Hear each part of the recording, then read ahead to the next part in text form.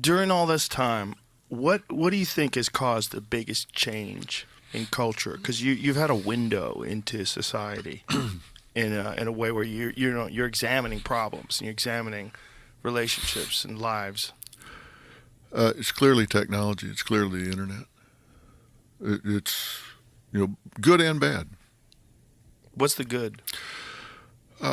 Information access. These kids that I'm saying are going to college and complaining about professors and all. These kids are brilliant.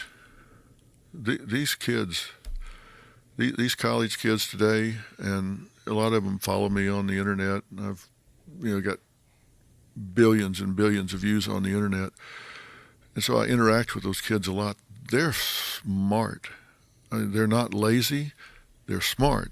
They just need some other experiences, but they're really, the stuff they can do in their heads is just, it's astounding. So their information access is like, we're talking about stuff. He's pulling it up before we're at the end of the sentence. Yeah. And he's throwing it up over here. You and I couldn't do that 20 years ago. Right.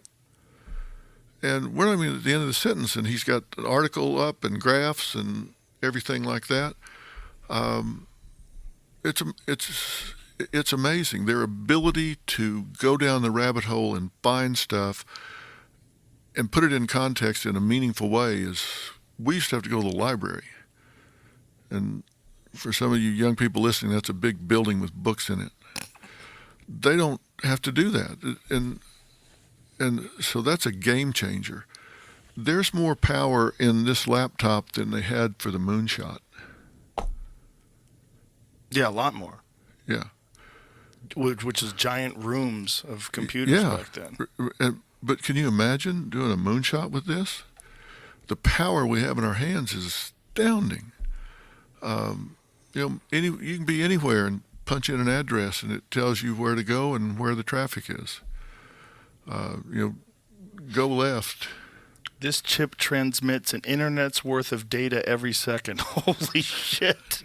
This laser-powered chip could mean faster broadband speeds for consumers and an internet that requires less electricity to run. Whoa. An internet's worth of data every second. I was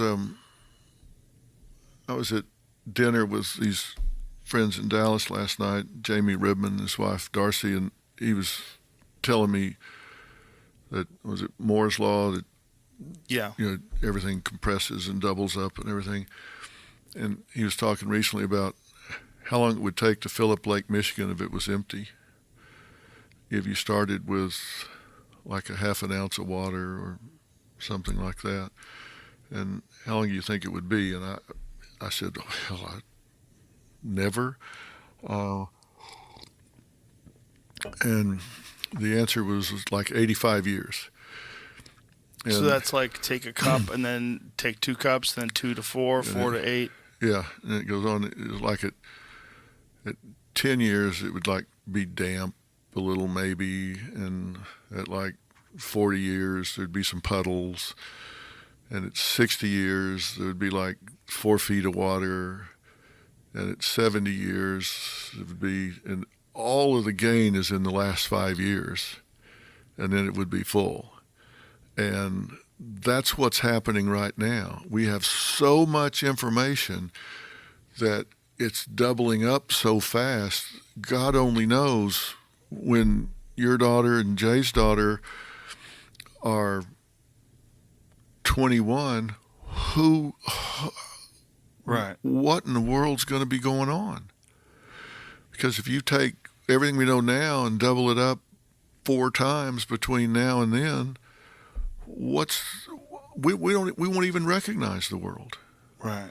And so that's the positive, the ability to, and it's going to be in medicine and diagnostics and all that sort of stuff. Now, how we're going to pay for all these people that live to 150, I don't know.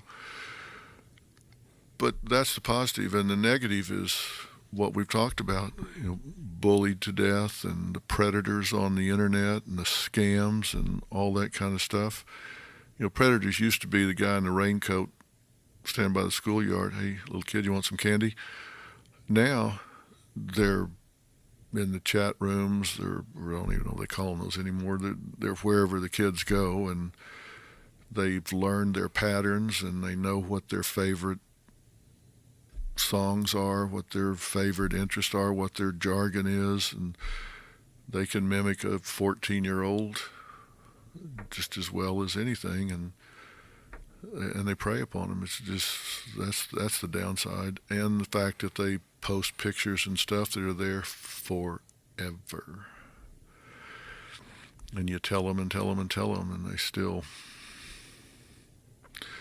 that predator will steal a picture off the dark net of some 14-year-old guy and send it to the girl, and the girl reciprocates. Now he's got that, and now they do sextortion and say, you do more or I'll show this to all your family. And it's just, the downside is horrific. So that's the biggest, technology and the internet's the biggest change. What do you think about Elon Musk buying Twitter? Well, it looks like he's going to do it. Yeah, it's happened. Yeah. I mean, it goes down tomorrow. Yeah, he showed up today with a kitchen sink or something. Yeah, I'm not sure exactly what that means. He said, let that sink in. Is that what it was? Yeah. I didn't know if he was saying, I'm going to throw the kitchen sink at you or let that sink in. Exactly what he's saying. But he showed up at the headquarters carrying a sink. Well, he's unpredictable. He said he's going to make it a friendlier place. Yeah, for all sorts of ideas. Yeah. And yeah. So look at him there, walking in with this. He's such a character. It doesn't look like a kitchen sink. That's so a kitchen sink. It must be sink in. No, it does. Well, it's a sink. Yeah, it's a sink. Not necessarily a kitchen sink. Yeah. Yeah. Just what a funny gimmick. Yeah. Well, I guess if you're the richest man in the world, you can pull pranks and you don't care where they work or not. Well, he doesn't care. I mean, he is a very unique individual for a guy that's that wealthy. When he put a photo of Bill Gates up next to the pregnant man emoji, and he said, if you want to lose a boner real quick. I mean, what billionaires dunk on other billionaires? Yeah. Especially, I mean, a guy who's a super genius tech billionaire. Yeah. It's really funny.